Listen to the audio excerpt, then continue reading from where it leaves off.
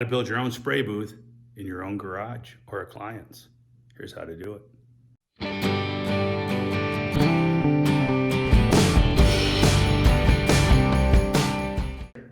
As we've taken the door, set on a couple of wood blocks. This is a Therma Tru door, fiberglass door.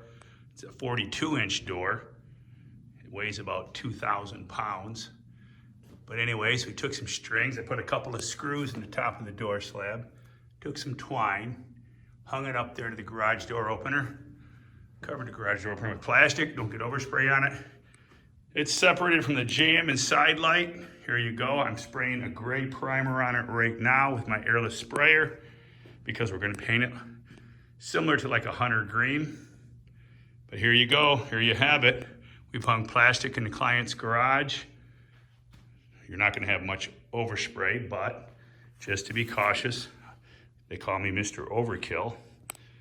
I have just this little sprayer. It's not expensive, just a little gray coat. $300 job I got at the big box store. Using a 210 tip? It's a 210. So it's a 4-inch pattern. But there you go, there you have it. Tomorrow I'll come back and spray 2 coats of green on it, and we're installing this door on Thursday. We will install it. Hey, get a hold of Bubbas Custom Painting and Door Installation. Give me a call anytime if you're in the local Michigan area. Fib to you. Trigger in the gun is very critical. You want to start with your gun beyond the surface you're spraying, hit the trigger, and follow it all the way down, and then release past the trigger. If you do not trigger your gun, you will have heavy splats. Now you can go back, and I start the trigger out here and roll it. But you never want to pull the trigger point directly at the object, because if it throws a splatter, now you're going to live with that splatter. All right, so there we go. We got our green, our first coat. Now if you look down here, you see a little bit of highlight where I missed, and we will shoot that